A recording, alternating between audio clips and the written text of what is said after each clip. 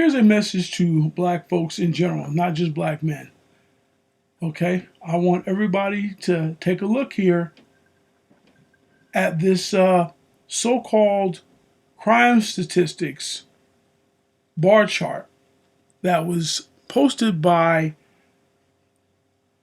some source called the Rabbit Hole. And I want you to know this was posted on X, otherwise known as Twitter. And who was this posted by? None other than Elon Musk himself posted this about maybe not quite a day ago. Okay? Take a good look.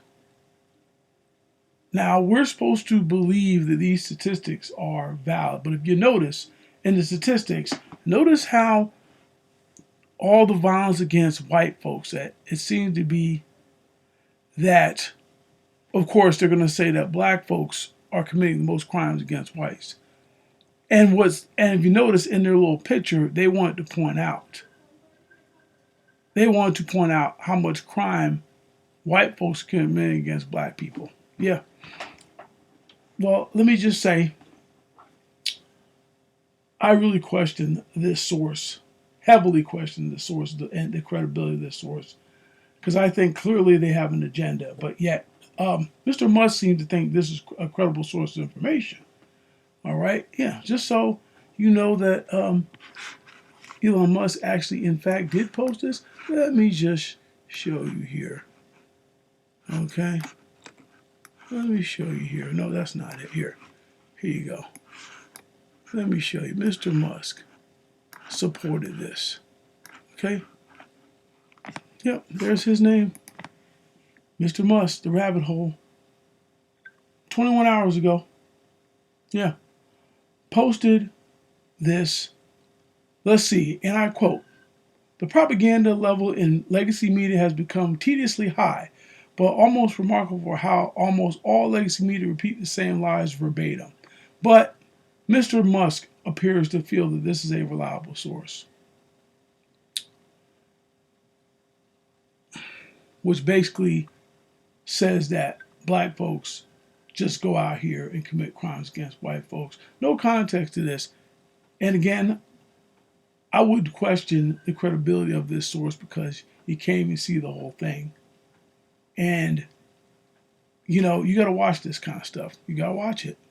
And of course, they're quoting Thomas Sowell again because, Thomas Sowell is the apologist for, or basically he's been the designated apologist for white racism, basically, as far as in my personal opinion. So it seems to be that Thomas Sowell is the only credible black academic in the country or in the world, apparently, because that's the only one they ever quote is Thomas Sowell.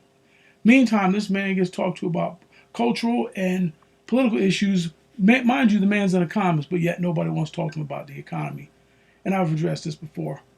But I digress. Yeah, we got this here to say that black folks are just going out here, going hog wild on white folks. Boy, the more things change, the more they stay the same. One level of propaganda for another level of propaganda. That's what we got going on here. But just know, okay, because I felt like this was important to address. This was extremely important to address. To any black folks that are conservative or Republican who thinks that Elon Musk is going to be some type of savior, think again. Think again. Okay? Think again. Okay? I don't think I need to say a whole lot on this subject. I really don't. I don't think. I think that this speaks for itself. This speaks for itself into the mindset of Mr. Elon Musk, the South African, a man part of the colonizer class that was derived or descendant of the colonizer class in Africa, in the continent of Africa. I mean, the arrogance and the hubris is just abysmal. But again, this is the stuff that we got to look at, folks. This is the narrative that people want to push. Okay? This is the narrative people want to push. Like this, just like the narrative that, that black folks are the most racist people in the U.S., right? We're the most racist folks, and we're the most, we conduct the most violence against white folks. Do people see this? Do you see this?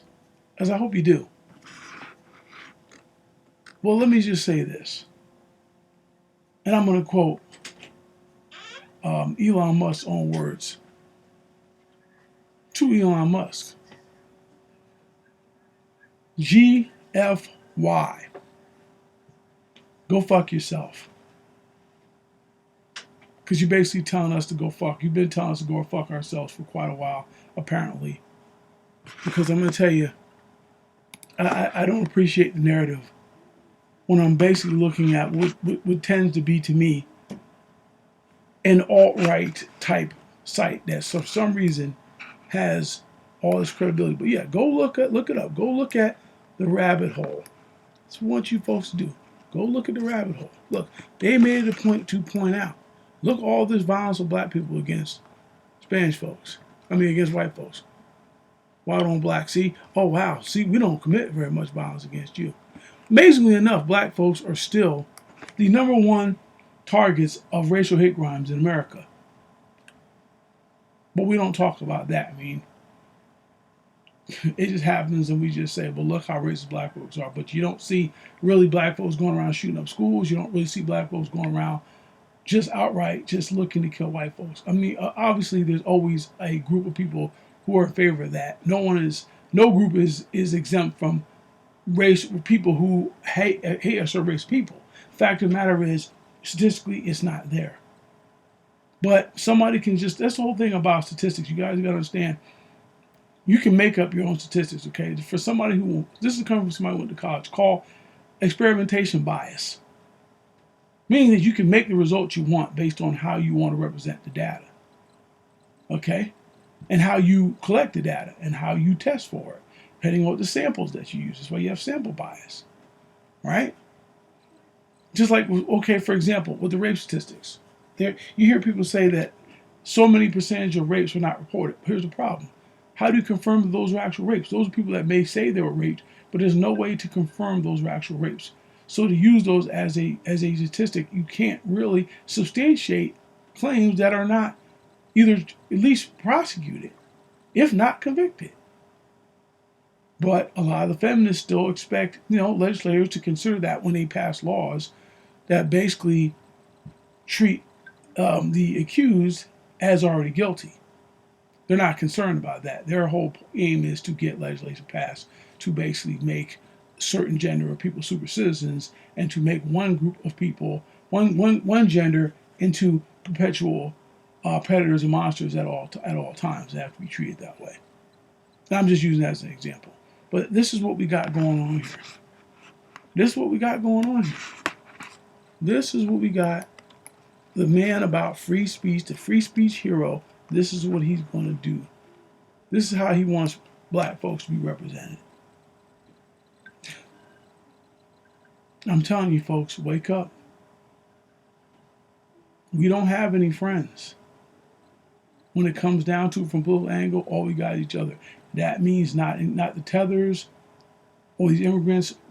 We as foundational black Americans, we're all we've got.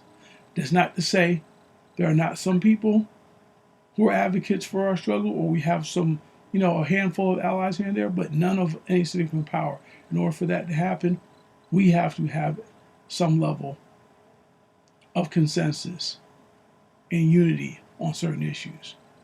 And we have to stand by that. We got to stop letting the petty stuff become the news of the day. The main issue is we need to have a situation where these type of things, see, that's what I mean when I did the video before. It's a free-for-all to take digs at black folks. It's just like a freebie. It's easy to do. But we know that this same man wouldn't do it to the same group of people who went after his advertising. And we don't even mention no names. But I'm telling you, people, pay attention. Pay attention. Because even the people who you think are advocates for democracy, they're advocates maybe for democracy, but not necessarily for you. Remember that.